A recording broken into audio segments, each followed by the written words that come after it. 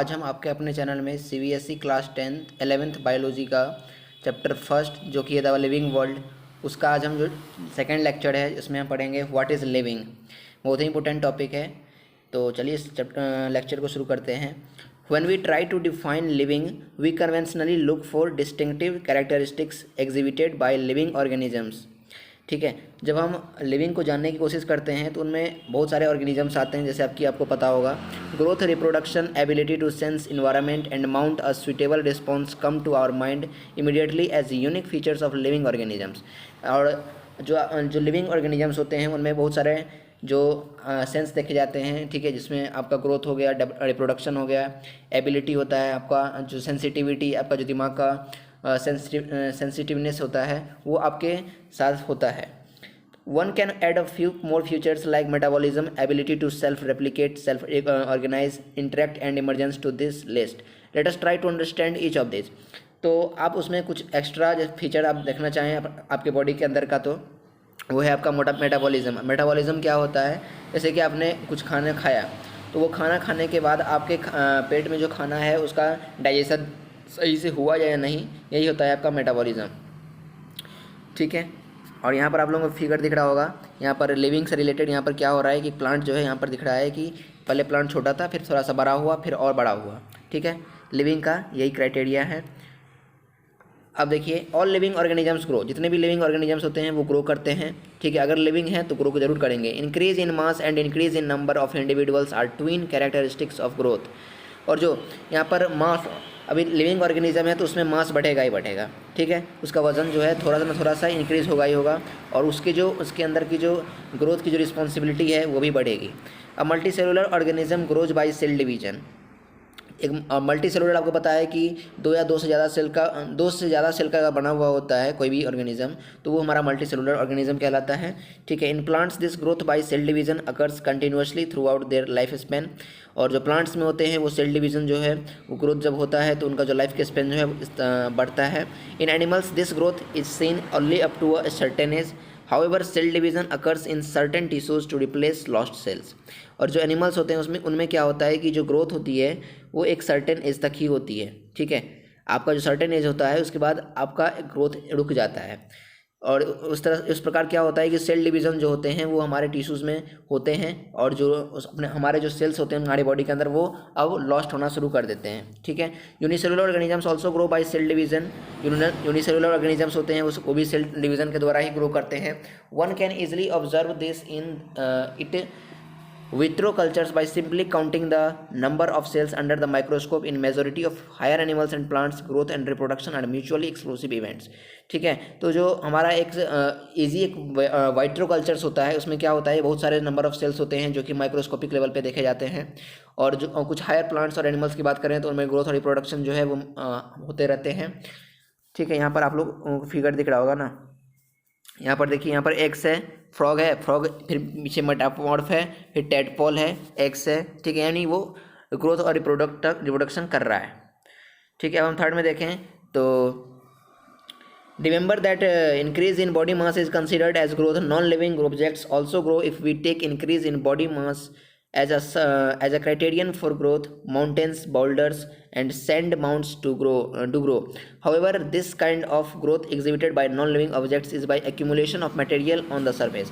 यानी आप लोगों को ये बात ध्यान रखना है कि अगर बॉडी का अगर मास बढ़ रहा है तो उसके बढ़ने का कारण है कि आपकी बॉडी की ग्रोथ हो रही है। ग्रोथ होगी तो आपकी बॉडी का जो मास है वो बढ़ेगा। आपके जो नॉन लिविंग ऑब्जेक्ट्स होते हैं वो भी उनका बॉडी मास नहीं बढ़ पाता है क्योंकि वो नॉन लिविंग है, उनके अंदर ग्रोथ नहीं हो पा रही है। जैसे कि कुछ माउंटेन्स होते हैं, पहाड़ भी आप लोग देखते होंगे, वो भी एक तरह का है तो नॉन लिविंग, लेकिन उसको हम लिविंग क्राइटेरिया में रखते हैं। क्योंकि अगर जैसे माउंटेन है, जैसे मान लीजिए कि आप स्नो माउंटेन है, बर्फ़ का पहाड़ है, उसमें क्या होगा, उसमें ग्रोथ कैसे होगा, आप लोग थोड़ा बताओ कमेंट में करके कि जो माउंटेन्स है उसमें ग्रोथ कैसे हो सकता है स्नो माउंटेन्स। तो बाय एडिशन ऑफ आइस। ठीक है, एडिशन ऑफ आइस हो सकता है, एडिशन ऑफ वाटर हो सकता है। अगर उसमें पानी का फिर आइस का अगर उसमें एडिशन होगा वो भी एक तरह का ग्रोथ होगा माउंटेन का। माउंटेन और ऊंचे पहाड़ी बनाते चले जाएंगे स्नो से, ठीक है, भर करके। तो however this kind of growth exhibited by non-living objects is by accumulation of material on the surface। in living organisms growth is from inside। जो living organisms होते हैं उनके बॉडी में जो ग्रोथ होती है वो अंदर की ओर होती है। Growth therefore can not be taken as a defining property of living organisms, ठीक है। Conditions under which it can be observed in all living organisms have to be explained and then we understand that it is a characteristic of living systems. ये जो conditions देखे जाते हैं, ठीक है, living organisms और नॉन लिविंग ऑर्गेनिजम्स में, ये आपको आपके अपने कैरेक्टरिस्टिक पर उसके डिपेंड करते हैं कि कौन सा कैरेक्टरिस्टिक किसके अंदर आता है। A dead organism does not grow, और जो मरा हुआ ऑर्गेनिज्म है वो तो ग्रो करेगा ही नहीं, ठीक है। जैसे आप लोगों को यहाँ पर प्लांट दिख रहा होगा, यहाँ पर उगाया जा रहा है, अगर इसमें हमने बीज डाला है तो ये हमारा प्लांट जो है वो ग्रो करेंगे। और यहाँ पर जब इसकी एक ग्रोथ सर्टेन ग्रोथ हो जाएगी तो फिर वहाँ पर क्या करेगा, ये रिप्रोडक्ट करेगा, ठीक है, इसके नए प्लांट होंगे। Reproduction likewise is a characteristic of living organisms. In multicellular organisms, reproduction refers to the production of progeny processing features more or less similar to those of parents. Reproduction जो होता है वो लिविंग ऑर्गेनिजम्स में एक one of the characteristic होता है, ठीक है। जो ऑर्गेनिजम्स यहाँ पर जी रहे हैं, ठीक है, धरती पर, वो रिप्रोडक्शन की वजह से ही जी रहे हैं। और मल्टीसेलुलर ऑर्गेनिजम्स यानी दो से ज़्यादा सेल के जो बने हुए होते हैं ऑर्गेनिजम्स, वो क्या उनमें जो रिप्रोडक्शन होता है वो कई तरह से हो सकते हैं। Invariably and implicitly, we prefer to sexual reproduction. Organisms reproduce by asexual means also. Fungi multiply and spread easily due to the millions of asexual spores they produce. ठीक है, बहुत सारे स्पोर्स होते हैं, उससे वो रिप्रोड्यूस करते हैं। In lower organisms like yeast and hydra we observe budding, ठीक है। आप लोगों ने क्लास 10th में बडिंग पढ़ा होगा, जिसके एग्जांपल्स होते हैं ईस्ट और हाइड्रा, ठीक है। ये लोअर ऑर्गेनिजम्स होते हैं, ठीक है। बहुत ही कम ऑर्गेनिजम्स में ये बडिंग जो है वो देखे जाते हैं, जैसे कि प्लेनेरिया हो गया, फ्लैटवर्म्स हो गया। तो वो आपका एग्जांपल किसका है, रीजेनरेशन का है। आप लोगों ने पढ़ा होगा कि जैसे प्लेनेरिया है, छिपकली है, उसको आप कहीं गर्दन से कहीं पे उड़ा दो, या फिर टांग उसका जो पूँछ है उसकी वो उड़ा दो, या फिर उसका बॉडी का कोई भी पार्ट उड़ा दो, यानी उनके पूरे बॉडी में, छिपकली के बॉडी में कहीं से भी आप काट दोगे उसके बॉडी को, वो फिर से रीजेनरेट हो जाएगा, और उसका जो जितने टुकड़े आप बनाओगे उतना वो छिपकली दोबारा से बन जाएगा।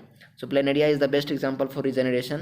Fragmented organism regenerates the lost part of its body and becomes a new organism. और जो fragmented organism, जैसे कि आप जैसे स्पाइरोगारा देखोगे, फ्रेगमेंटेशन का एग्जांपल जो होता है वो स्पाइरोगारा होता है। उसमें क्या होता है कि अगर आप वहाँ पर जो न्यूक्लियस होते हैं उसके वो पूरे उसके बॉडी पार्ट्स में डिवाइडेड होते हैं, तो उसमें जो आप कहीं से भी काट दोगे तो वहाँ पर वो जो है रीजनरेशन की तरह ही वो ग्रो कर जाएगा सारे बॉडी पार्ट से। The fungi the filamentous algae, ठीक है। यहाँ पर आप लोग रिप्रोडक्शन का प्रोसेस देख लीजिए ह्यूमन का, ठीक है। यहाँ पर मेल है और फीमेल है, यहाँ पर आपको ये फीमेल है, ठीक है, ये मेल है। यहाँ पर जो फीमेल की एग है यहाँ पर दिख रहा होगा, यहाँ पर मेल के स्पर्म है, यहाँ पर वो फर्टिलाइज होकर के जायगोट बना रहे हैं, जायगोट के बाद फिर एम्ब्रियो बना रहे हैं, एम्ब्रियो से फिर बेबी बन जाएगा। अब देखते हैं the protonema of Moses all easily multiply by fragmentation when it comes to unicellular organisms like bacteria, unicellular algae और amoeba. Reproduction is synonymous with growth. यानी जो मोसेस का जो प्रोटोनीमा होता है वो कई सारे फ्रेगमेंटेशन के लेवल पे देखे जाते हैं। जिस तरह से हमारा यूनिसेलुलर ऑर्गेनिजम्स होते हैं जो कि एक या दो ही सेल से बने हुए होते हैं, जैसे हमारे बैक्टीरिया हो गए, यूनिसेलुलर और एल्गी। यानी आप जानते हैं कि अगर कोई भी ऑर्गेनिज्म अगर एक या दो सेल से बना हुआ होता है उसको हम क्या बोलते हैं, unicellular organism, single type of cell से बना हुआ होता है। जैसे अमीबा हो गया एग्जाम्पल, ठीक है। तो उसमें क्या होता है कि नंबर ऑफ सेल्स जो है वो इंक्रीज तो करते हैं लेकिन उतने हाई अमाउंट में नहीं इंक्रीज करते हैं। We have already defined growth as equivalent to increase in cell number of और मास, ठीक है। उनमें मास बढ़ेंगे लेकिन बहुत ही कम बढ़ेंगे।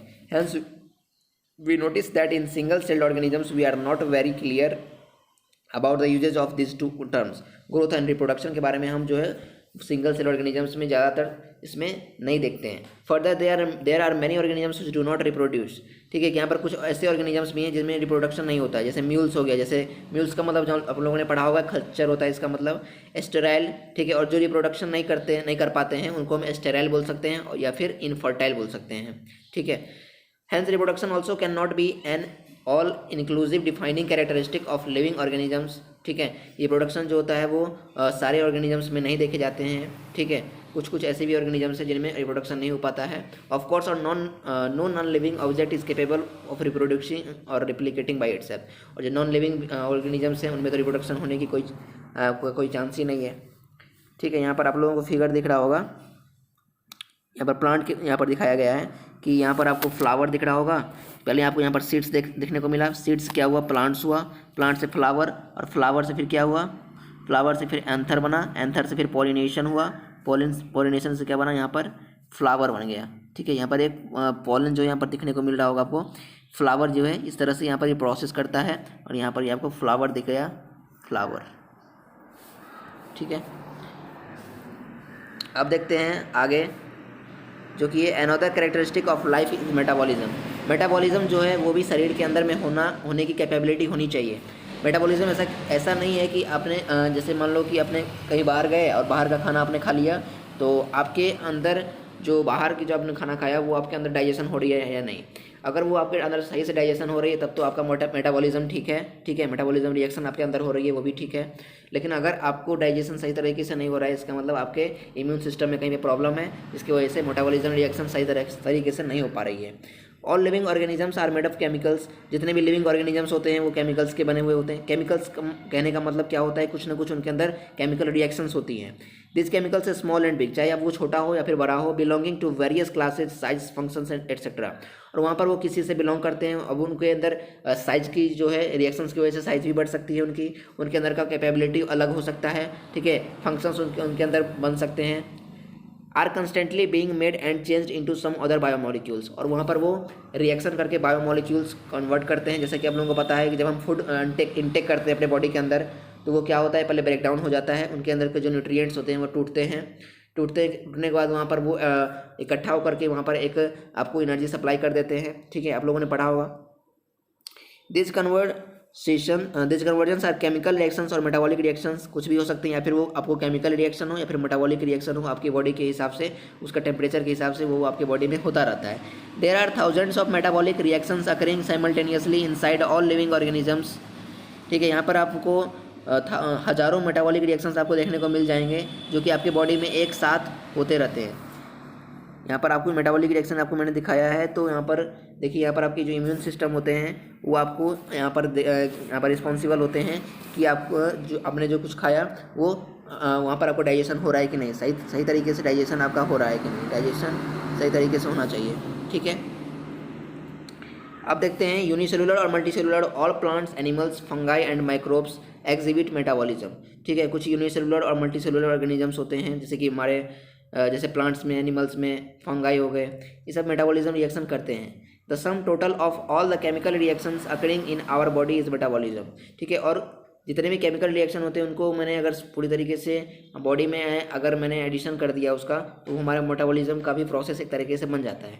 No non living objects exhibits metabolism. कोई भी नॉन लिविंग ऑब्जेक्ट जो है मेटाबॉलिज्म रिएक्शन करता ही नहीं, क्योंकि उनके अंदर ग्रोथ नहीं हो रही है, ना ही वो कुछ इनटेक कर पा रहे हैं, अपने अंदर कुछ ले पा रहे हैं। So metabolic reactions can be demonstrated outside the body in cell free systems. जो मेटाबॉलिक रिएक्शन होते हैं वो डिमॉन्स्ट्रेट करते हैं बॉडी के बाहर। ठीक है, और वहाँ पर आपके जो सेल होते हैं वो फ्री सेल के अंदर भी वहाँ पर उसका कुछ इम्पैक्ट पड़ता है। An isolated metabolic reaction outside the body of an organism performed in a test tube is neither living nor living. ठीक है, neither living nor non living. यहाँ पर अब चाहे वो टेस्ट ट्यूब आपने लिविंग के लिए लिया हो, टेस्ट करने के लिए, या फिर आपने नॉन लिविंग के लिए लिया हो। Hence while metabolism is a defining feature of all living organisms without exception. इसलिए जब मेटाबॉलिज्म होता है, ठीक है, लिविंग ऑर्गेनिजम्स में बिना एक्सेप्शन के, तो वहाँ पर आपका एक फीचर बन जाता है, ताकि आप उसको सही तरीके से ले पा रहे हो कि नहीं, सही तरीके से आप उसके रिजल्ट दे पा रहे हो कि नहीं। Isolated metabolic reactions in vitro are not living things but surely living reactions तो होंगे। Health cellular organisation of the body is the defining feature of the life forms. ठीक है, सेलुलर ऑर्गेनाइजेशन आपकी बॉडी के अंदर होना चाहिए। ठीक है, ताकि आपका जो बॉडी है वो सही तरीके से वर्क कर सके, उसका प्रोसेस अपना कर सके। यहाँ पर आपको सेलुलर ऑर्गेनाइजेशन आपको देखने को मिल रहा होगा कि यहाँ पर आपको सही तरीके से दिखाते हैं ये फिगर। यहाँ पर देखिए, यहाँ पर आपको 1 नंबर पर दिख रहा होगा न्यूक्लियस, सेकेंड पे न्यूक्लियस है, न्यूक्लियोलस है, फिर सेकेंड पे न्यूक्लियस है, यहाँ पर राइबोसोम्स हैं, 4th नंबर पे वेसिकल्स हैं, 5th नंबर पे आपको यहाँ पर दिख रहा होगा, एक मिनट 5th कहाँ गया, यहाँ पर रफ एंडोप्लाज्मिक रेटिकुलम, 6 में गोल्जी एपेरेटस, 7th भी खोजिए आप, 7th यहाँ पर साइटोस्केलेटन, 8 में हो गया स्मूथ एंडोप्लाज्मिक रेटिकुलम, 9 पे हो गया किस्टोल हो गया। ठीक है, 9, 10 जो है किस्टोल के ही पार्ट हैं, 11 किस्टोल है, 11th में हो गया 12th हमारा लाइजोसोम, 13 हमारा सेंट्रियोल। ठीक है, यहाँ पर 9th में माइटोकॉन्ड्रियन दिख रहा होगा, 10 में वैक्यूल, 14 सेल मेम्ब्रेन, यानी सभी जो है सेलुलर ऑर्गेनाइजेशन हमारे बॉडी के अंदर होना चाहिए। समझ में आ गया। Perhaps the most obvious and technically complicated feature of all living organisms is this ability to sense their surroundings or environment and respond to these environmental stimuli, which could be physical, chemical or biological। ठीक है, यहाँ पर आपके अंदर जैसे आप जिस environment में रहते हैं वो है आपका बायोलॉजिकल इन्वायरमेंट, आपको पता होगा। ठीक है, जो इसमें आपको कई सारे living organisms, non living organisms, ठीक है, कुछ इन्वायरमेंटल के आपके जो हमारे जो भगवान के द्वारा दिए गए हैं, ठीक है, नेचुरल जो है वो सब आपके आपके इन्वायरमेंट में देखने को मिलता है। इसलिए हमें क्या करना चाहिए, we sense our environment through our sense organs through our sense organs. Plants responds to external factors like light, water, temperature, other organisms, pollutants, etc. all organisms from the prokaryotes। ठीक है, यहाँ पर आपको बताया जा रहा है कि जब हम अपने इन्वायरमेंट की ओर ध्यान देते हैं तो हमें बहुत सारी चीज़ देखने को मिलती है और उसको यूटिलाइज करने की भी जो है वो आपको क्षमता आपके अंदर आती है। जैसे आपका लाइट हो गया जो कि नेचुरल है, वाटर आपका नेचुरल है, टेम्परेचर जो है भगवान सब जो है वो नेचुरल ही है। ऑर्गेनिजम्स यानी जितने पॉल्यूटेंट्स, वाटर, लाइट हो गए सब नेचुरल है, उसको मैंने अगर सही तरीके से यूटिलाइज़ किया तो हम अपने लिविंग इन वर्ल्ड में, ठीक है, सही तरीके से सर्वाइव कर सकते हैं। ठीक है, अब देखिए, the most complex eukaryotes can sense and respond to environmental cues. ठीक है, तो कुछ कॉम्प्लेक्स प्रोकैरियोट्स और यूकारियोट्स होते हैं जो कि आपके दिमाग में ऐसे सेंस लाते हैं कि आप ऐसे इन्वायरमेंटल काम को करिए और अपने आप को सही तरीके से जिए। ठीक है, ये आपके माइंड को इन्फॉर्मेशन पहुंचती है। Photo period effects reproduction in seasonal breeders both plants and animals. ठीक है, जो फोटो पीरियड के दौरान क्या होता है, रिप्रोडक्शन में पर असर पड़ता है, जिसकी वजह से प्लांट्स और एनिमल्स जो हैं वहाँ पर सूखे पड़ने लगते हैं। All organisms handle chemicals entering their bodies. बहुत सारे ऑर्गेनिजम्स जो होते हैं वो केमिकल्स को हैंडल करते हैं अपने बॉडीज़ के अंदर। All organisms therefore are aware of their surroundings. बहुत सारे ऑर्गेनिजम्स जो होते हैं वो अपने सराउंडिंग्स को लेकर के, अपने वातावरण को लेकर के, अपने इन्वायरमेंट को लेकर के अवेयर रहते हैं। ठीक है, उनको साफ़ सुथरा करना उनका जो है वो एक अच्छी आदतें बन जाती है, जिसकी वजह से वो अपने आप को अपने इन्वायरमेंट के अंदर सही तरीके से रख पाते हैं। Human being is the only organism who is aware of himself. Human being ही ऐसा है जो अपने ऑर्गेनिज्म का अवेयर कर सकता है। ठीक है, चाहे आप वो जानवर हो चाहे फिर वो आदमी हो। हैज़ सेल्फ कॉन्शियसनेस, उनके पास अपना एक सेल्फ कॉन्शियसनेस होना चाहिए। ठीक है, कॉन्शियसनेस क्या होता है कि therefore becomes the defining property of living organism. यानी आप कोई लिविंग ऑर्गेनिज्म है, ठीक है, आपने किसी लिविंग ऑर्गेनिज्म की मदद की, ठीक है, वो अगर वो गंदे इन्वायरमेंट में रह रहा है तो उसको आप साफ इन्वायरमेंट में ला करके आप उसका केयर कर रहे हैं। यही होता है आपका कंसिस्टेंस, आपके बॉडी का कंसिस्टेंस होता है जो आपके दिमाग से आता है। ठीक है, यहाँ पर दिख रहा होगा फिगर आपको। ठीक है, जो आपके आगे का जो ये होता है, ये वाला पार्ट, यहीं से आपको ये सब करने की जो बात है आपके दिमाग में आती है। फिर है when it comes to human beings it is all the more difficult to define the living state. ठीक है, जब ये ह्यूमन बीइंग्स के अंदर आ जाती है तो ये बहुत ही डिफ़िकल्ट हो जाता है कि वो जो जिस स्टेट में वो रह रहा है वो कितना उसके लिए डिफ़िकल्ट है। We observe patients lying in coma in hospitals virtually supported by machines which replace hearts and lungs. ठीक है, आपने कभी कभार देखा होगा कि जो पेशेंट होते हैं, या फिर आपने मूवी में देखा होगा कि पेशेंट जो होते हैं वो कोमा में चले जाते हैं, जो कि उनको हॉस्पिटल में रखा जाता है। तो जब उसमें उनको रखा जाता है तो वो नॉर्मल कंडीशन में ना करके उनको यहाँ पर मशीन्स के द्वारा उनके हार्ट को, लंग्स को, सबको कनेक्ट कर दिया जाता है ताकि वो अपना ब्रीदिंग सही से कर सके, अपना वो लेने का तरीका उनके लिए वही हो जाता है उस टाइम पे। The patient is otherwise brain dead. ठीक है, बाकी आपका जो मशीन्स के द्वारा ही उनका हार्ट और लंग्स के कारण जो है वो अपना ब्रीदिंग कर पाते हैं और वो जी जाते हैं। बाकी अदरवाइज अगर देखें कोमा के टाइम पे तो जो पेशेंट होते हैं वो पूरी तरह से मर चुका होता है। वो मशीन ही ऐसा है जो उसे जिंदा रखे रहता है। The patient has no self consciousness. Patient के जो रोगी है उनके पास कोई सेल्फ कॉन्शियसनेस नहीं हो पाता है उस टाइम पे, at the time of coma. ठीक है, are such patients who never come back to normal life living और non living.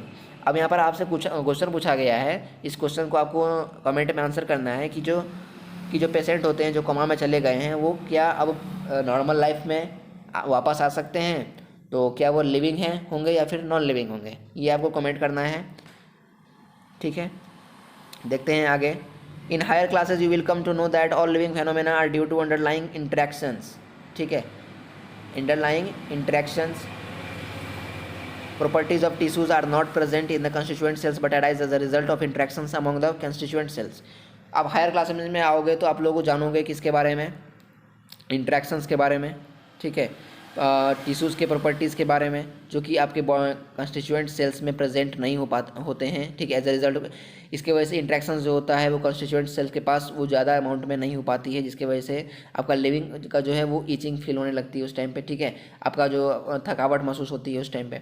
Similarly, properties of cellular organelles are not present in the molecular constituents of the organelle but arise as a result of interactions among the molecular components comprising the organelle।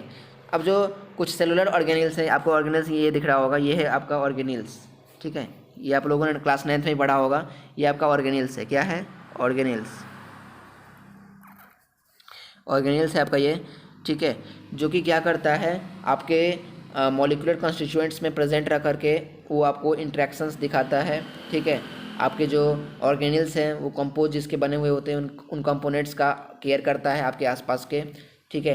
ये जो आपका outer membrane होता है इसका organelle का, वो आपको protect करके रखता है अंदर के ऑब्जेक्ट्स को, ठीक है, जिससे आपका जो इंट्रैक्शन है वो सही तरीके से होता है और उनके ही बदौलत जो है वो इंट्रैक्शंस कभी कभार नहीं होता है, जिसकी वजह से आपको ईचिंग फील होती है, ठीक है, थकावट महसूस होती है, ठीक है। अब आगे हम लास्ट पार्ट पे आज के व्हाट इज़ लिविंग का लास्ट टॉपिक देख रहे हैं। This interactions result in emergent properties at a higher level of organisation. ये जो इंट्रैक्शंस होती हैं वो बहुत ही हाई लेवल ऑफ ऑर्गेनाइजेशन पर देखे जाते हैं। This phenomenon is true in the hierarchy of organisational complexity of at all levels. ये जो फेनोमेना है वो सभी लेवल पे होते हैं, ऑर्गेनाइजेशनल लेवल पे होते हैं। Therefore we can say that living organisms are self replicating. इसलिए इसको हम कह सकते हैं कि जो लिविंग ऑर्गेनिजम्स है, ठीक है, वो सेल्फ रेप्लिकेट होते हैं, वो खुद का ध्यान खुद रख सकते हैं, इवॉल्विंग एंड खुद से इवॉल्व कर सकते हैं, ठीक है, यानी खुद पे डिपेंडेंट रह सकते हैं। And self regulating interactive systems capable of responding to external stimuli, ठीक है। और उनका जो मन करेगा, ठीक है, उनके जो एक्सटर्नल स्टिमुलाई यानी अंदर बाहर के और अंदर के आपके जो बॉडी पार्ट्स होंगे वो आपको जिस तरह से रेगुलेट करेंगे उस तरीके से आप जी सकते हैं। Biology is the story of life on earth. Biology है, आपको यहाँ पर हाईलाइट कर देते हैं कि biology is the story of life on earth. Biology जो है वो अर्थ पर एक ज़िंदगी का जो है एक स्टोरी जो है हम ज़िंदगी का स्टोरी पढ़ते हैं। Biology is the story of evolution of living organisms on earth. On living organisms present, past and future are linked to one another by the sharing to the common genetic material but to vary degrees, ठीक है। Biology जो है, ठीक है, आपको इनमें organisms के बारे में पढ़ते हैं, लिविंग ऑर्गेनिजम्स के बारे में पढ़ते हैं, इनके बारे में इनके इवोल्यूशन के बारे में पढ़ते हैं कि किस तरह से ये इवॉल्व होकर के एक नई दुनिया में फिर से उनका जो आपके बॉडी स्ट्रक्चर है वो चेंज किस तरह से होते हैं, ठीक है। ये सभी चीज़ आपके लिविंग वर्ल्ड से जो है लिंक्ड है। तो आई होप कि आपको जो मैंने आज यहाँ पर ये बताया लास्ट आपको टॉपिक व्हाट इज़ लिविंग का, वो आपको समझ में आ गया होगा, ठीक है। अगले लेक्चर से हम एक फ्रेश टॉपिक को स्टार्ट करेंगे जो कि होगा diversity in the living world. उसको हम भी डिटेल में पढ़ेंगे। अगर आपको ये तरीका मेरे पढ़ाने का अच्छा लग रहा है तो वीडियो को लाइक कर दीजिए। चैनल पे पहली बार आए हैं तो चैनल को सब्सक्राइब कर दीजिए। अगर आपको जो मैंने आपको कुछ से क्वेश्चन पूछे थे 2-3 वो आपको कमेंट में करके बताना है। मिलते हैं आपके साथ नेक्स्ट लेक्चर में, तब तक के लिए बाय, टेक केयर।